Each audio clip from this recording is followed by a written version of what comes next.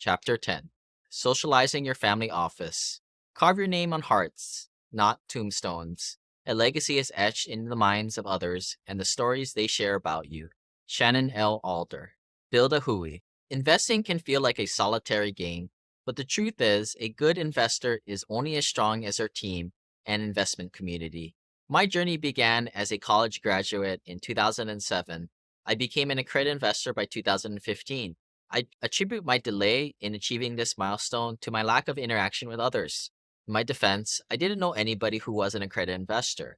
After all, my parents didn't have millions, and at the time, none of my friends or family did either. It's almost impossible to find other people investing in these country club deals. It was hard enough to find others who owned multiple rental properties, remotely too, and viewed finances, debt, and investing through the same lens that I did. However, a shift occurred when I started engaging with fellow accredited investors. This interaction opened my eyes. Up until then, I had been purchasing single-family homes, yet I had never encountered individuals who had acquired such properties remotely without physically visiting them, let alone amassed more than just a few. Of course, I later found another level of investors who ditched the rentals for more passive, limited partner LP holdings. Countless hours of daydreaming during my day job and diligent saving to acquire the next rental property were externally validated. This realization marked my aha moment when I ignited my drive even more. This is the rationale behind our live events to create opportunities for new investors to meet others riding the wealth elevator. Without these experiences with others, I believe my investors fail to comprehensively grasp the wealth elevator concepts. You might intellectually understand all that you're reading in this book, but the true synthesis occurs when you connect with other first-gen investors engaging in these innovative wealth-building activities. As the saying goes, we are profoundly influenced by the company we keep. In this chapter, I share how you can grow a community, a hui, of investors.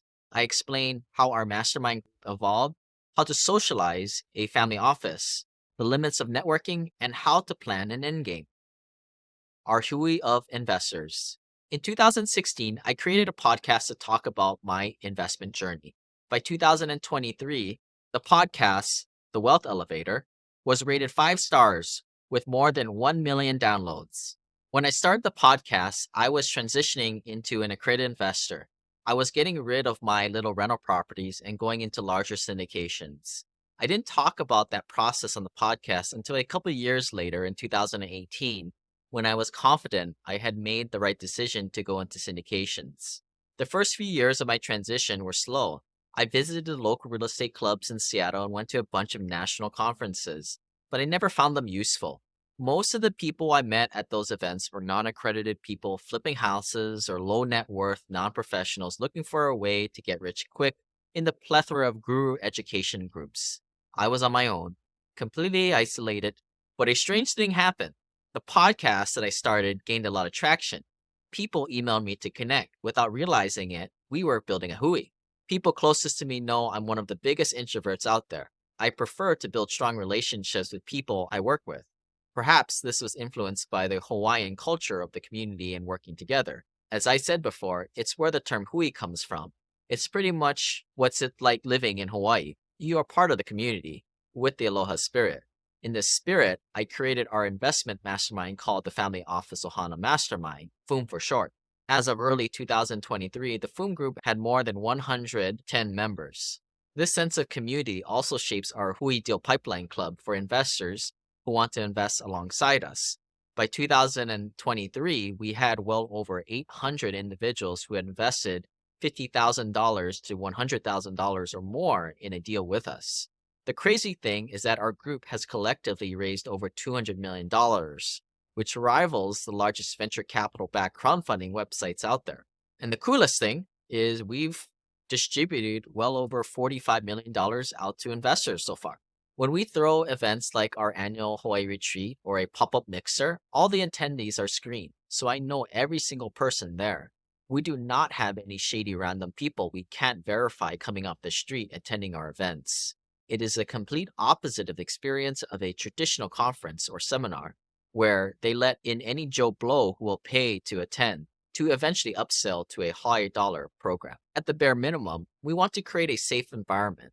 More importantly, we want to get to know you so we can work with people we can trust, people who will join us on the wealth elevator and strive together towards our common financial goals. As you rise up the wealth elevator, the other investors who ascend the floors become a part of your hui and investment journey. The higher you go, the more critical these relationships become. Creating synergies with others gives you investment strategies and opportunities, which can greatly multiply your net worth. Think of it this way. Net worth distribution looks like a pyramid, with the majority of investors at the bottom and fewer wealthy individuals as you move up. Therefore, for a mathematical perspective, it becomes increasingly challenging to meet individuals with higher net worth as you ascend. Based on our observations of numerous clients, we see our members increase their camaraderie and connections when progressing through the stages of the wealth elevator. How to socialize your family office. The title of this chapter is Socializing Your Family Office. What does it even mean? This isn't about networking. It isn't just about giving back. It's about creating a sustainable investing strategy that doesn't happen in a vacuum. It's about building social connections that strengthen you over the long term as economic conditions change, tax codes are rewritten, and the GP operator groups come and go. When you take the wealth elevator, it doesn't stop at money. It guides you in the entire scope of your investing journey, from wealth to legacy and beyond. A lot of people book that first intro onboarding call with me or take part in one of our retreats with very straightforward objectives. I like to call them firecrackers because as soon as they step foot inside the wealth elevator, they fire off 1,000 questions. That is totally understandable because the curriculum is a real disruptor to conventional wealth building. New investors want to do due diligence on me and my team. Are the investments as good as he says? Do the tax strategies work? Is everything they're talking about legit? Who's your CPA? Are they going to run off to Mexico with my money? I get it. We were all there at one time. But I love to watch how these people interactions change once they're acclimated with our ecosystem. Inevitably, after they have interacted with more experienced investors and successfully implemented an alternative investment portfolio, they reach an inflection point. They learn where they're aligned, and they find people who are on the same trajectory. They move through space as participants instead of as sponges soaking up energy. It stops being about what other investors can do for them and becomes what they can do for each other. That's why I love the term socializing. Networking to me is all about objectives. It's what those firecrackers are trying to do for themselves. Socializing, on the other hand, is a bit more lighthearted, more of a two-way conversation. It has a long-term focus on relationships. You start to understand people's values and what they're trying to accomplish, so you can add value to them and their goals. Eventually, these individuals become the ones you confide in to answer your questions about self-actualization, and specifically, when is enough enough? Why family office? Why do I call each individual investor a family office? Your end goal is to have so much wealth that you need to employ a set of professionals to manage your wealth, a bookkeeper, an investment manager, even someone to track down deals. A lot of investors compare themselves down, contrasting themselves with the average person who has less than a few $1,000,000 in net worth. That makes them complacent. By comparing up to your eventual goal of being the $100 million net worth family office or getting to the penthouse, you level up your game. I tell most people in our mastermind who give it enough time that their net worth will grow to the 8-figure level and above. To properly socialize your family office, you want to think about both the short term and long term. Short term, if you socialize your family office, you avoid shysters who will steal your money or use your money to power their fake it till they make it start. If you play the modern social media roulette game and just go on iTunes, YouTube, Instagram, fake review sites and find some people to invest with, you're probably going to lose money on one of every 5 of those deals. Where do I get my data? The first 15 deals I went in as an investor, I stepped on 3 of those landmines right there. So that's where I get my data, 1 out of 5. By interacting with people who are purely passive accredited investors, you hear real unsolicited feedback and referrals and get away from the unsophisticated groupthink. If you think good deals are hard to find out there, or just going to crowdfunding websites, which is just the deals out there that can't get funded, Trust me, the problem is your lack of socialization. Most of us accredited investors have too many deals, with one or two dropping in our inboxes every week. If you are not yet interacting with others at your level, reach out to team@thewealthelevator.com for a free syndication LPE course. It will empower you with the prerequisite information to interact with other purely passive accredited investors. The last thing I want for you to do is come to one of our events and not know this basic information and waste everybody's time, to be quite honest. You have to know a prerequisite amount of information out there to be able to talk shop with people. That said, most of our folks in our community are pretty cool. We like to have a good time, we like to help each other out, but just do the e-course, guys. Long term, you probably noticed that a lot of the tax strategies in this book involve having a CPA you trust, one who is willing to get creative with you to save money. That means having a team you trust to help you over the long term. You want to build relationships that will be with you for your entire investing journey. That can mean your team, but it can also mean the other investors you work with. I have clients whom I met just 3 years ago, but it feels like I've known them forever. We are aligned in the same trajectory. We also share the same values. One common example is how many of us used to be frugal savers, but have transitioned to using our money to buy experiences. We want to build a family legacy to pass on to future generations.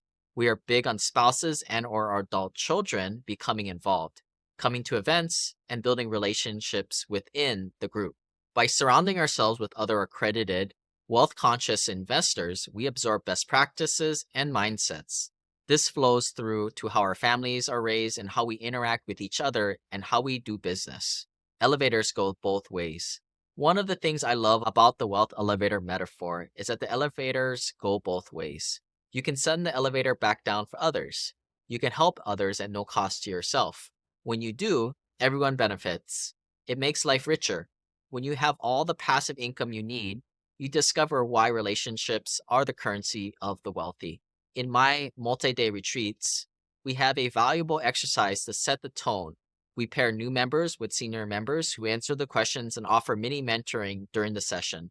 We believe in sending the elevator back. We know the senior investors will remember when, not so long ago, they were in that new person's shoes.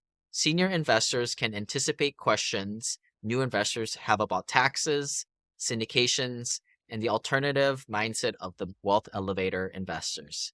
I also like to explain things using my different zany metaphors because I believe the biggest block to success is unlearning the bad habits and old myths that we're all taught about how finances worked.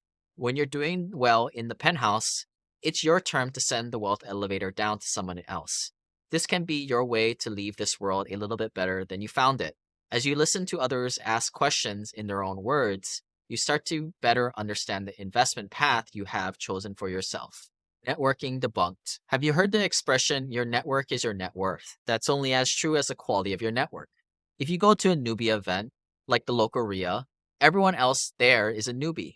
How does it help you to make connections with a bunch of people who don't know any more than you do? Plus, those people are in the basement or floor one, trying to get themselves established. They want to put their own oxygen mask on first. You're better off working on your investing strategy or getting to accredited status first. This is why we have a minimal requirement for people to be accredited or near accredited at our in-person events. What I am about to say may come across as elitist, but your time and life energy is very important. The brutal truth is that if you are already on floor 2 or above, connecting with those who are on the lower floors is a waste of time. The one exception is if they're moving on a high trajectory and they would be good connections for your kids. A lot of people get overwhelmed with the amount of advice out there, but they're not talking to accredited investors. Those experts filling their heads with conflicting information haven't succeeded using any of these strategies. Worse, some of those people are living the fire goals or the millionaire next door mentality based on the best-selling book by Thomas J. Stanley. They think they're doing well, but they're comparing themselves to the wrong people. That makes them mistakenly think that they found success, whereas you are looking for abundance and a higher quality lifestyle. And where we're on the topic, I'll just share that My big thing about the FIRE movement, I think it's great to live under your means, but the second half of that journey for the FIRE movement folks is to just fade off into oblivion with their index fund account and really not to do anything. What I'm trying to preach for folks in our community to do is blast past $4 to $5 million, have a great life for you and your family, but also have enough to create change and, difference in the world for other people. And to do that, lots of times I believe money becomes that mechanism to make that type of change.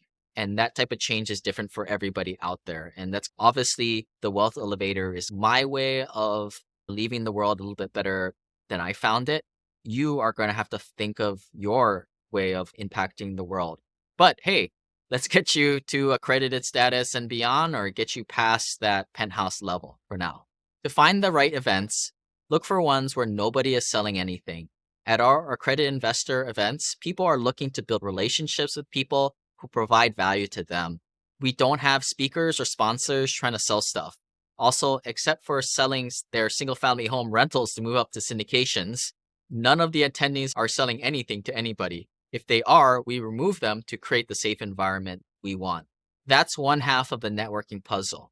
The other half is making yourself someone of value.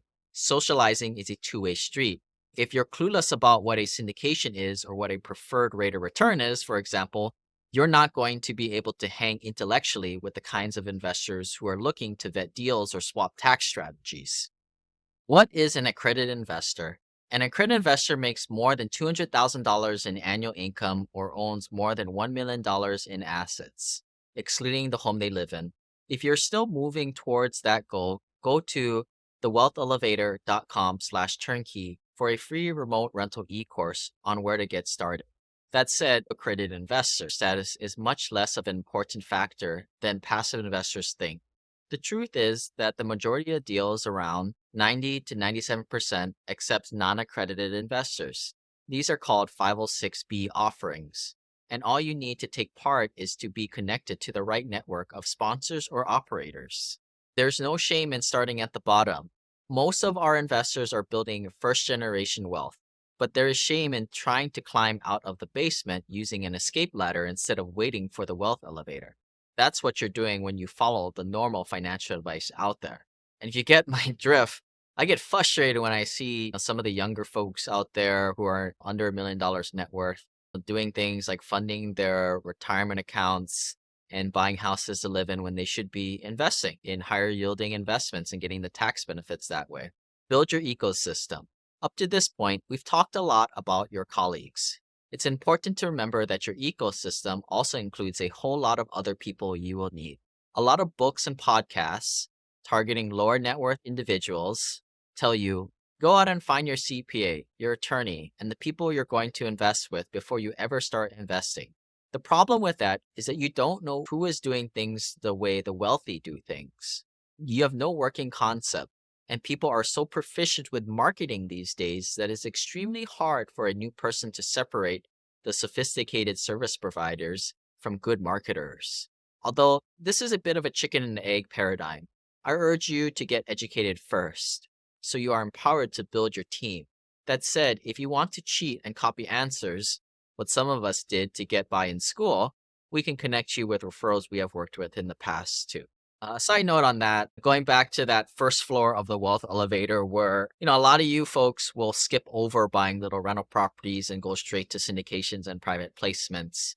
But another reasons why I like, if some of you guys have younger adult children, to go out and buy that first rental is it allows them to interact with good and bad vendors out there and develop their own BS detector and do it in a form where they have the ability to make mistakes. And maybe they do pick a bad property manager. Maybe they do have a real estate broker or mortgage lender that just tells them some bad advice and they find out later. I really think that helped me on my investment journey. And I think that's something that it's invaluable for somebody to pick up, especially somebody as important as your own children, to ultimately take over the throne of the legacy that you've started. Define your end game. When you're on the third floor and considering moving up to the penthouse, it helps to have people to talk to who have gone through similar experiences. At our in person and virtual events, members in our family office Ohana Mastermind, FUM, meet to discuss strategy and balance the goals of lifestyles that define their endgame.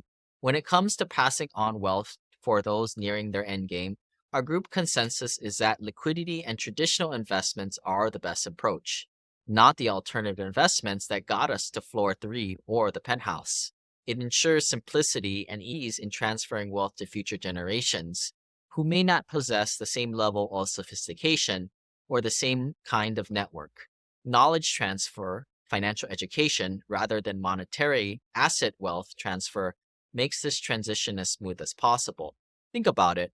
Sure, you could split up your $8 million estate to your two kids with $4 million each. But I would argue that $1 or $2 million per kid is plenty. Without the knowledge and network to grow it, any more money might even be detrimental. It causes the onset of entitlement and other common forms of degeneration of family wealth. Basically, a trust fund kid. Aspirational assets. Our FUM members candidly share their legacy issues. One question that often comes up is family vacation homes that you want to pass down to the next generation. Owning an asset like this can be a significant headache. For instance, your heirs need to maintain cash reserves to cover taxes, repairs, maintenance, and other associated costs. If the estate doesn't have a sophisticated governance system in place to handle these operations, and especially if the estate has multiple beneficiaries, disputes and complications can arise. In other words, all the cousins and brothers and sisters are going to fight each other, and it's going to create more problems than good. In cases like that, managing a traditional or curated alternative investment portfolio is more advantageous than holding on to these aspirational investments and the brain damage they create. It can be more beneficial to invest your money and generate significant cash flow and net worth growth. Then you can shift your mindset to enjoying your wealth. This next example may stretch your thinking, but stay with me. Let's say you have $3 million in assets. When you go on vacation, you might consider treating yourself to upscale hotels like the Four Seasons or high-end boutique hotels. That can actually be cheaper in the long run. If a high-end hotel costs $1,000 per day and you stayed there literally every day, that would amount to $30,000 per month. If you have $3 million invested, earning a 12% annual return, you could live in a hotel every day without touching your capital. Of course, this may not align with how you wish to allocate your funds. But hey, you get a sense of how you have choices. Investor first mindset. If you got a ton of money, you can afford to make mistakes. You can just try out deals and operators until you find ones you like. Most of us don't have that luxury. We need an investor first mindset. The hardest part of socializing your family office is getting out of your comfort zone, but it's worth it. I joke a lot with investors who have been with me a long time that I was friends with them when they were broke, under $1 million.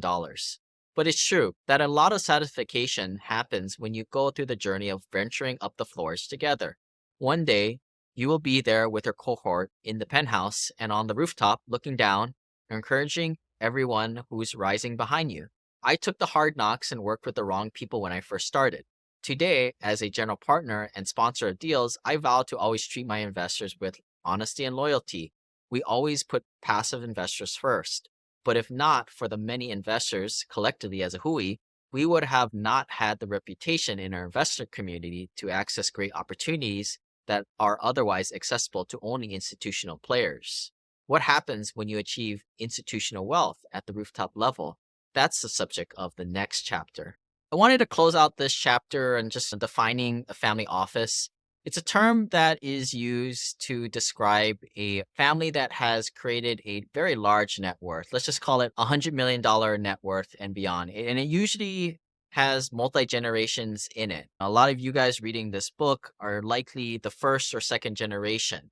What I'm talking about and what I've interacted with in the past is families who've already hit that third, fourth generation and beyond, and has grown their net worth as opposed to blown it like how most people out there do. Basically, what I'm trying to do here is emulate what those higher net worth families do. We operate deals and we bring in all types of investors, and from time to time, we'll cross paths with these family office investors. And it'll typically be their representative, as most family offices gets to a point where, as I said in the last chapter, they'll hire out all their financial people, their investment managers, their underwriters, and they get to a point where everything is on autopilot. Unfortunately, you're not there yet. And I would say this is oftentimes the hardest place, at least from my perspective, seeing the spectrum of family office and institutional level type of investors. They've got professional people working on their behalf, many of which who super smart guys who went to college, PhD guys working for them. Whereas what we are trying to do is get to that level, but having to do this all ourselves. We can't hire a staff of multiple six-figure guys to work our own money. That just doesn't make sense. And that's why I always say the best way is to build relationships with other people along the way and crowdsource the information and the connections within your own family office, which is why you have to socialize and get out there and meet other people.